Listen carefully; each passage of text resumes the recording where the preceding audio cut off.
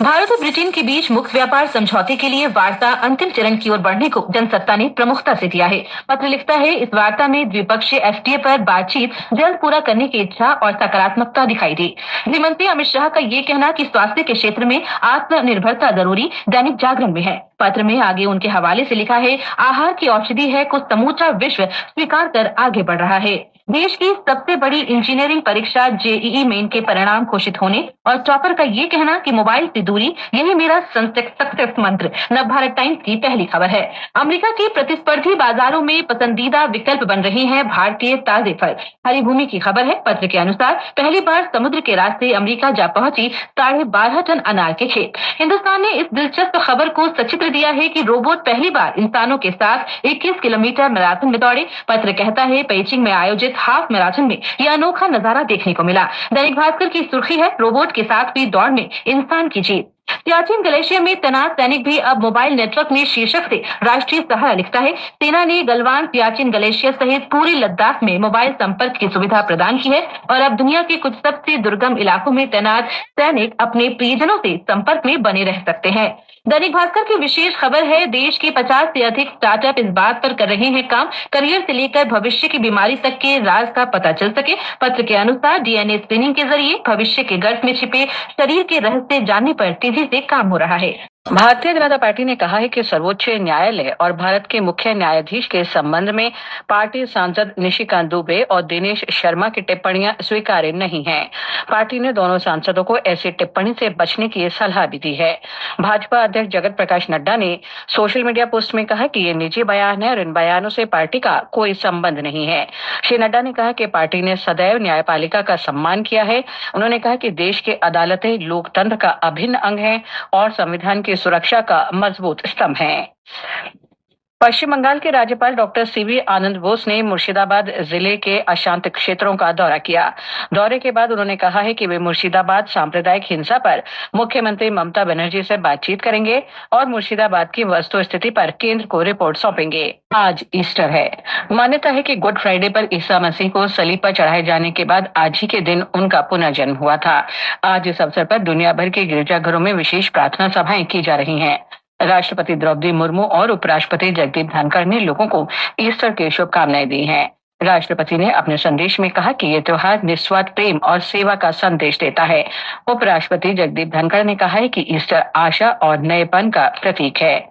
मिजोरम में ये त्योहार धार्मिक उत्साह के साथ मनाया जा रहा है। रूस के राष्ट्रपति व्लादिमीर पुतिन ने ईस्टर पर यूक्रेन में 30 घंटे के संघर्ष विराम की घोषणा की है।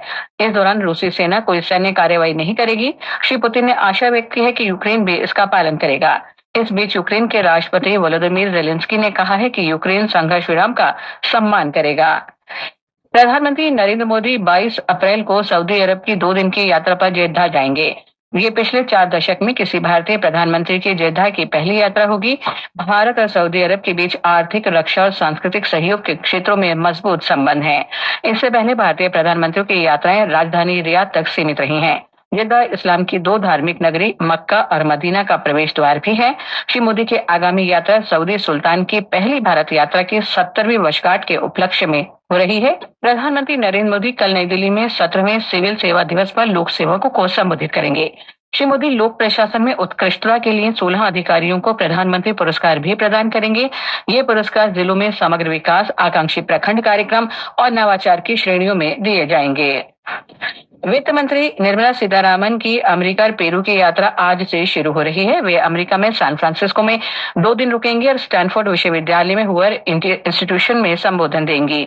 श्रीमती सीतारामन वाशिंगटन में 22 अप्रैल को अंतर्राष्ट्रीय मुद्रा कोष और विश्व बैंक की बैठकों में हिस्सा लेंगी। श्रीमती सीतारामन 26 अप्रैल को पहली बार पेरू यात्रा पर पहुंचेंगी।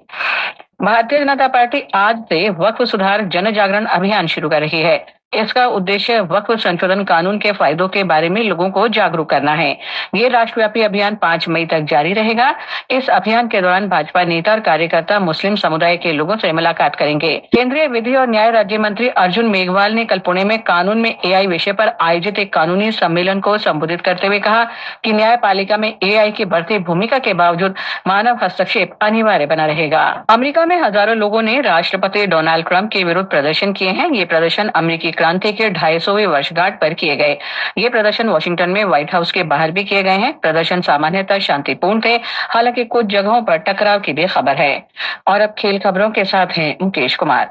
भारतीय निशानेबाज अर्जुन बबूटा ने पेरू के लीमा में विश्व कप निशानेबाजी का रजत पदक जीत लिया है। बबूटा 10 मीटर एयर राइफल के फाइनल में चीन के लिहाओ शेंग से केवल 0.1 अंक से हारकर ऐतिहासिक स्वर्ण पदक जीतने से चूक गए। प्रतियोगिता में भारत की सुरुचि इंदर सिंह ने शानदार प्रदर्शन करते हुए 2 स्वर्ण पदक जीते। उन्होंने महिलाओं की व्यक्तिगत स्पर्धा और सौरभ चौधरी के साथ मिक्स टीम स्पर्धा का स्वर्ण पदक जीता। इधर आईपीएल क्रिकेट में कल रात लखनऊ सुपर जायंट्स ने राजस्थान रॉयल्स को 2 रन से हरा दिया। जीत के लिए 181 रन के लक्ष्य के जवाब में राजस्थान रॉयल्स की टीम 5 विकेट पर 178 रन ही बना सकी। एक अन्य मैच में गुजरात टाइटंस ने दिल्ली कैपिटल्स को 7 विकेट से हरा दिया। गुजरात ने 204 रन का लक्ष्य 20वें ओवर में हासिल कर लिया। प्रतियोगिता में आज चंडीगढ़ में पंजाब किंग्स का मुकाबला रॉयल चैलेंजर्स बेंगलुरु से और मुंबई इंडियंस का सामना चेन्नई सुपर किंग्स से होगा। उधर विश्व स्क्वाश चैंपियनशिप क्वालिफाइंग स्पर्धा की फाइनल में भारत के वीर चोटरानी और अनाहत सिंह आज मलेशिया के कुआलालंपुर में अपने अपने मुकाबले खेलेंगे। पुरुष वर्ग में चोटरानी का मुकाबला मलेशिया के अमीशन राज चंद्रन से होगा, जबकि महिला वर्ग में अनाहत सिंह का सामना हांगकांग की टोबी त्से से होगा।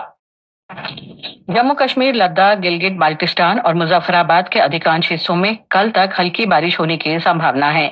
उत्तराखंड और हिमाचल प्रदेश में भी कल तक तेज हवाओं के साथ मध्यम वर्षा हो सकती है। अरुणाचल प्रदेश, असम और मेघालय में अगले 5 दिन के दौरान तेज बारिश हो सकती है। मौसम विभाग के अनुसार विदर्भ में अगले 3 दिन तक लू की आशंका है। आज मध्य महाराष्ट्र और बुधवार तक गुजरात में गर्म और आर्द्र मौसम का अनुमान है। भारत और ब्रिटेन के बीच मुक्त व्यापार समझौते के लिए वार्ता अंतिम चरण की ओर बढ़ने को जनसत्ता ने प्रमुखता से दिया है। पत्र लिखता है, इस वार्ता में द्विपक्षीय एफटीए पर बातचीत जल्द पूरा करने की इच्छा और सकारात्मकता दिखाई दी। गृह मंत्री अमित शाह का ये कहना कि स्वास्थ्य के क्षेत्र में आत्मनिर्भरता जरूरी दैनिक जागरण में है। पत्र में आगे उनके हवाले से लिखा है, आहार की औषधि है को समूचा विश्व स्वीकार कर आगे बढ़ रहा है। देश की सबसे बड़ी इंजीनियरिंग परीक्षा जेईई मेन के परिणाम घोषित होने और टॉपर का ये कहना कि मोबाइल से दूरी यही मेरा संतक मंत्र, नवभारत टाइम्स की पहली खबर है। अमेरिका के प्रतिस्पर्धी बाजारों में पसंदीदा विकल्प बन रहे हैं भारतीय ताजे फल। हरिभूमि की खबर है। पत्र के अनुसार पहली बार समुद्र के रास्ते अमेरिका जा पहुंची 12.5 टन अनार के खेत। हिंदुस्तान ने इस दिलचस्प खबर को सचित्र दिया है कि रोबोट पहली बार इंसानों के साथ 21 किलोमीटर मैराथन में दौड़े। पत्र कहता है, पेइचिंग में आयोजित हाफ मैराथन में यह अनोखा नजारा देखने को मिला। दैनिक भास्कर की सुर्खी है, रोबोट के साथ हुई दौड़ में इंसान की जीत। सियाचिन ग्लेशियर में तैनात सैनिक भी अब मोबाइल नेटवर्क में शीर्षक से राष्ट्रीय सहारा लिखता है, सेना ने गलवान, सियाचिन ग्लेशियर सहित पूरे लद्दाख में मोबाइल संपर्क की सुविधा प्रदान की है और अब दुनिया के कुछ सबसे दुर्गम इलाकों में तैनात सैनिक अपने प्रियजनों से संपर्क में बने रह सकते हैं। दैनिक भास्कर की विशेष खबर है, देश के 50 से अधिक स्टार्टअप इस बात पर कर रहे हैं काम, करियर से लेकर भविष्य की बीमारी तक के राज का पता चल सके। पत्र के अनुसार डीएनए स्क्रीनिंग के जरिए भविष्य के गर्भ में छिपे शरीर के रहस्य जानने पर तेजी से काम हो रहा है।